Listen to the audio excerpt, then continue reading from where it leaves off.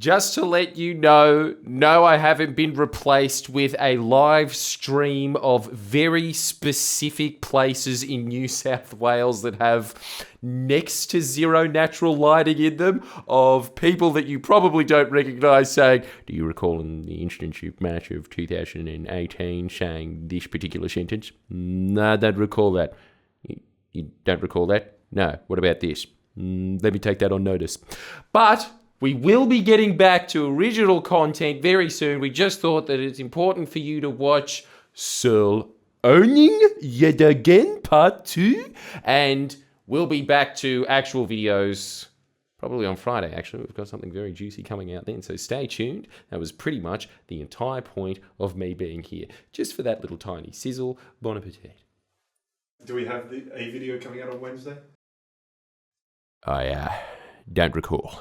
We'll take that on notice. Next, I'd like to ask you some questions about the prosecution of Mr. Christo Lanka, the producer of the Friendly Jordies YouTube program. Are you familiar with that matter? I have no involvement in it. I'm only familiar to the extent that I have read and seen newspaper articles and media articles. That's only because the application to shut it all down failed, so that's good news. Well, we'll come to that. In that matter, there was an application by the police to suppress Mr. Lanka's the actual presenter of the program, Mr. Jordan Shanks, from continuing to make video product about this. And in looking at the application was put on various bases. One of them was that Mr. Lanka and Mr. Shanks, quote, held a negative agenda against the complainant, Mr. John Barilaro, the Deputy Premier. They've created and aired numerous videos that are derogatory in relation to the complainant's political position. There are quotes in support.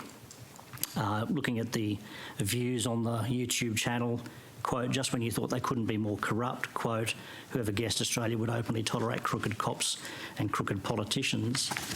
And at the end, there's an assertion that, quote, it's clear from this broadcast that his comments are not designed to be a critique or for entertainment. They're deliberately designed to cause public bias, unquote. So most of the grounds put by the police in favour of this suppression order appeared to be political in nature rather than based on concerns about the administration of justice. Do you, as the first law officer, have concerns about the resources of the state being deployed against journalists like this? That was a matter for police. When they make those applications, they are independent of my office. I don't think I've had any discussions with any of my colleagues or agencies about the matter, and I don't think it's appropriate for me to comment on the specifics of that matter when it's still before the court. Sure, well, let's move away from the specifics of that matter. Let's just look at the use of suppression orders to sort of, shut down dissent against the government in this sort of way. Is that the sort of thing that people should be concerned about in a democracy? I mean, leaving aside however this particular matter ends up, and of course in this matter the magistrate, I think, dismissed that, or I think the police withdrew it and then it was dismissed. So it doesn't sound like it had a very strong basis. Should there be a sort of a higher threshold before such applications are made in the future? I can't answer that question directly without getting into the merits of whatever application was made as to whether the application was or was not on reasonable grounds. I mean, as a general proposition, open justice is a cornerstone of our legal system. In fact, there's even a Law Reform Commission discussion paper about this. That's right, and the Law Reform Commission is due to report on that probably by the end of the year. And in any of these matters, you weigh up, on the one hand, the public's interest in open justice, confidence in the justice system when there's transparency and openness, but on the other hand, on occasions there'll be an appropriate basis to suppress evidence if there's a national security issue, if there is as we do with vulnerable witnesses, the identities of vulnerable witnesses, youth offenders. So I can't I can't comment on what is the appropriate balance in that case without descending into the merits of that case, which I don't think it's appropriate to do while the matter's before the court. Well, okay, the criminal prosecution is before the court, but the court has finalised its decision with relation to the suppression application. Now, on this matter, the police have told this estimates hearing on Friday that they didn't get independent legal advice until after the application was made, but that they did subsequently get advice, I think it was from the Crown Solicitor's office, and the advice they received was that it was, this is my summation of their evidence, but essentially that it was unmeritorious or unlikely to succeed. Should the police be required in these sorts of matters to get independent legal advice before they make an application to the court, given that this was not about someone's physical safety? Yep. This is a prosecution of a journalist making political criticisms of the government and of one of the government's leading figures at the time. So there's no sort of sense of anyone's personal safety at risk. Look, I know you want to divorce this issue from the criminal prosecution. I think it's difficult though to make a comment on that without potentially trespassing into that. Is it prudent to get independent legal advice? It's always prudent to get independent legal advice if you're taking matters to court. But you know, what legal advice the police obtained here, what that legal advice said, I don't know.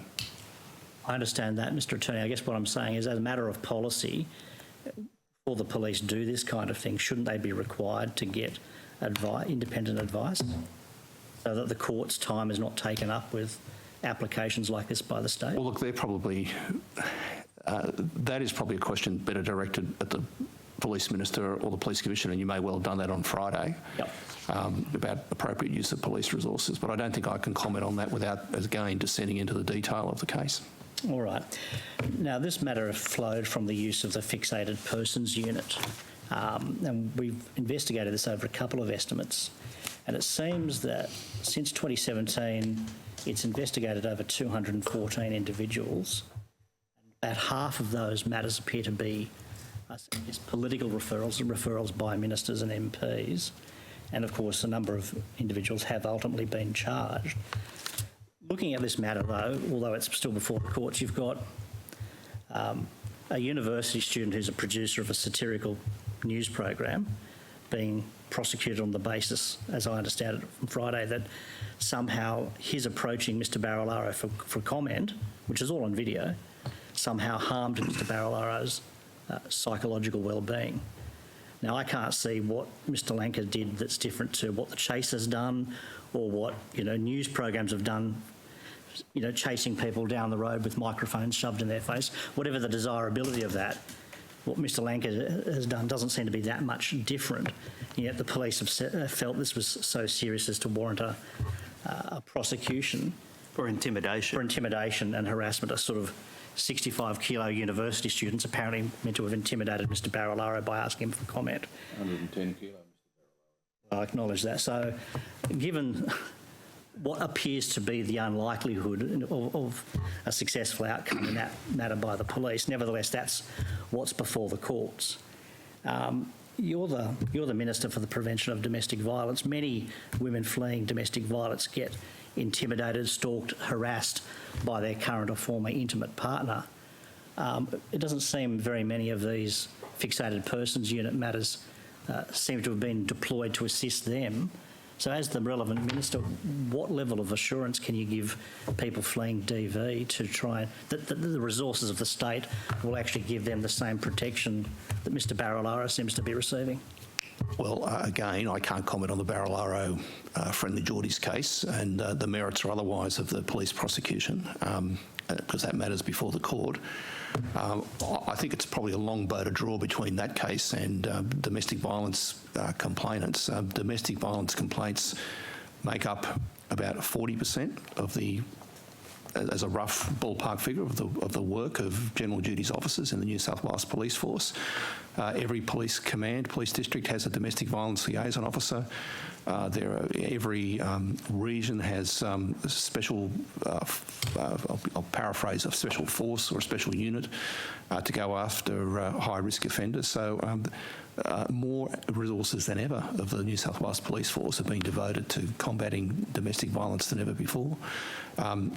Large campaigns with ADVO compliance checks.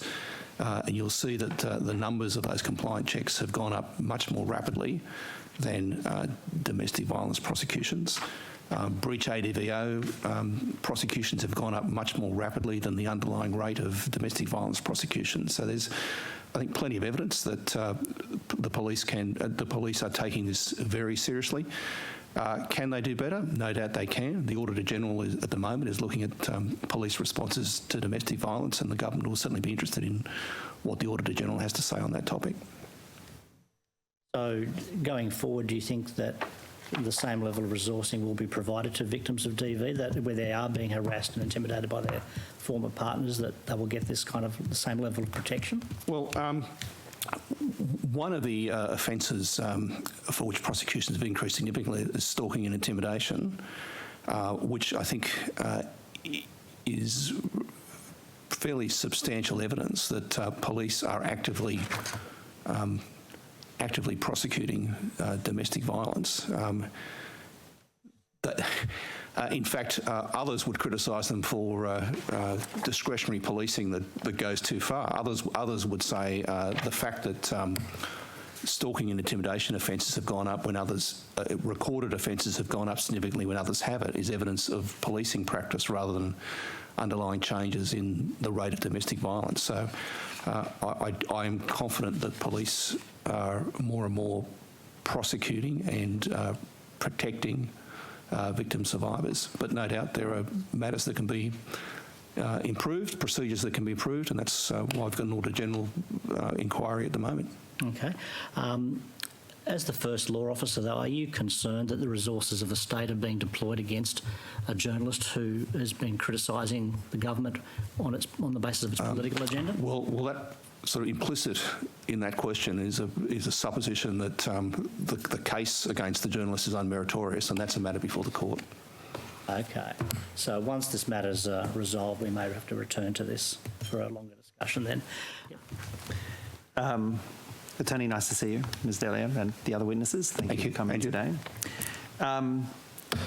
Ms Smith, did you... That's the only nice thing you'll say today. That's the only nice thing you would say. It's all downhill. Paquette, that's a delightful tie. Yeah.